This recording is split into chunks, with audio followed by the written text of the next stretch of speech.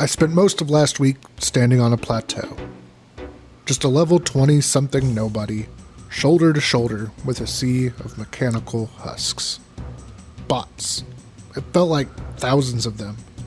All grinding hill giants with a soulless, rhythmic efficiency that starts to get under your skin after the third or fourth hour. You watch them move, and you start to wonder who's actually playing who. Is the game playing them? Is the code playing us? You feel like a ghost in a machine that doesn't even know you're there. That's the massively part of an MMO that people don't really tell you about. It can be the loneliest place on Earth. You're surrounded by thousands of entities, and yet you've never been more alone. But then, the ghost appeared. A real player. A living, breathing soul in a landscape of scripts. A friend. They didn't have to stop what they were doing to help me. In the modern old school era, efficiency is the only god we worship. Every second you aren't clicking is a second you're losing. But this person, this friend, they looked at my struggle to outwit a swarm of programmed hunters, and they chose to break that cycle. They took pity on a nobody. We went on a journey, not for a legendary sword or a mountain of gold, but for a brass key. It was a maze of twists and turns, a literal descent into the bowels of the world that I never could have navigated on my own. And as we walked, the game changed. The grind stopped being a wait. The monotony of the one more kill loop just evaporated. That's the secret power of the multiplayer in this world. A friend isn't just someone to trade with, they're a disruption. They are a glitch in the routine that reminds you why you're here in the first place. They turn a digital chore into a memory. It was a moment of unearned kindness, a social monument built in a world that often feels like an abandoned playground.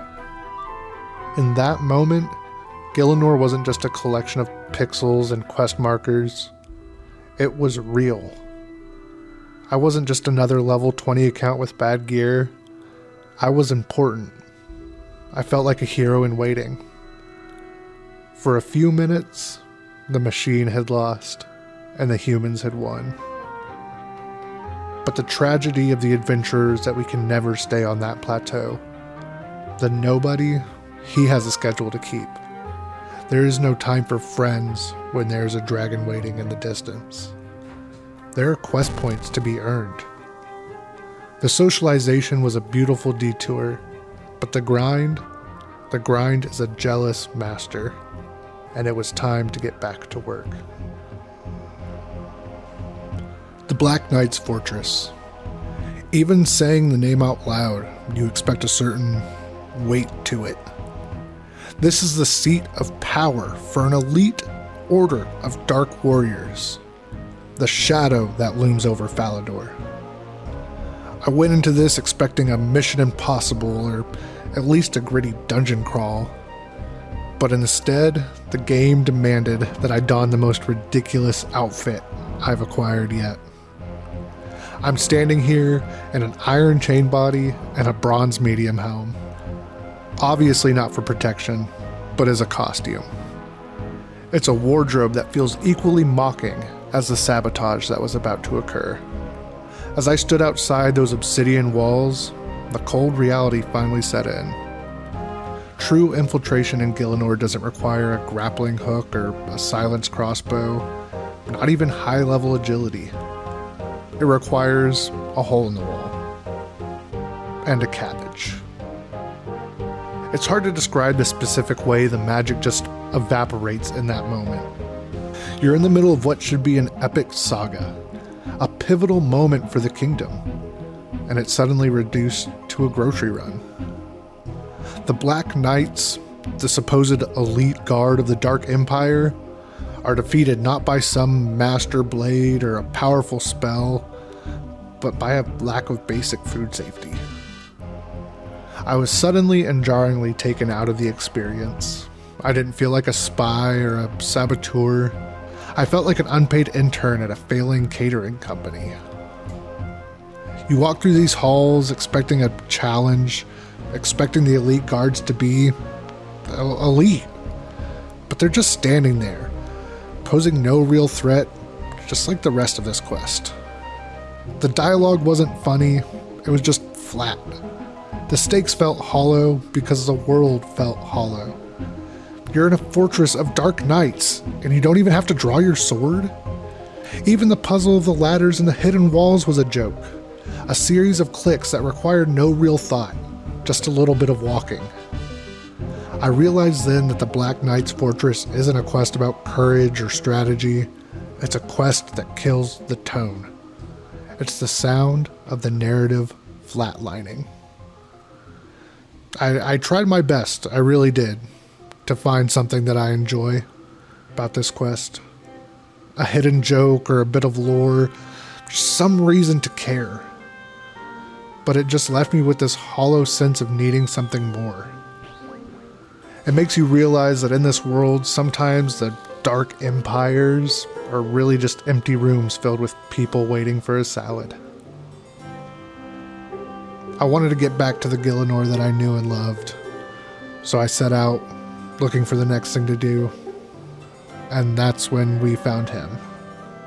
The man, the myth, the absolute void of personality that is Romeo. If the fortress was a tactical embarrassment, Romeo is a spiritual one.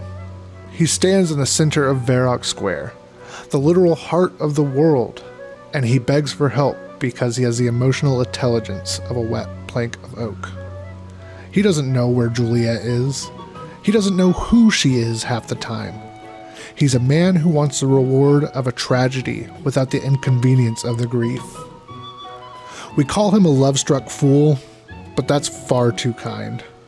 A fool at least puts in the effort. Romeo, he is a parasite. He expects the world to revolve around his minor inconveniences, while he contributes absolutely nothing but a vacant stare and a dialogue box that makes you want to reach through the screen and shake him. He is the ultimate low-effort protagonist. He's the reason that people think questing in Old School RuneScape is a lobotomy with the reward attached. Think about the dynamic here. You, the hero, the slayer of vampires, the infiltrator of fortresses. You are playing messenger for a man who can't walk 20 paces to talk to a girl. He isn't in love with Juliet. He is in love with the idea of being in love. He is playing a romance and making you do the legwork. It's an insult to your time, and it's a 5-point reward for a 0-effort human being. As I sat there, ready to tear this pixelated fool apart, I looked at my hands. I looked at the cabbage sitting in my inventory, and I realized something that made my stomach turn. I am Romeo, and so are you. We mock him for not caring about Juliet, but did I care about the Black Knight's fortress? Did I care about the Kingdom of Falador? No. I just walked into that fortress with the exact same hollow energy that Romeo brings to the square. I'm just there checking boxes. I was a love-struck fool for the reward. We treat the most dangerous threats in the world like a grocery list. We don't want the story, we just want the points. We have turned Gielinor, this place where strangers will lead you to a brass key out of the purity of their heart, into a cold transaction. We are nobodies who have forgotten how to be heroes because we are too busy being consumers. Maybe the real quest point scam isn't the game. It's the one we play on ourselves every time we skip the soul of the world just to see a number go up. I'm still just a nobody, but tonight, I'm staying on the plateau. This has been the Late Night Toke. Until next time, stay toasty.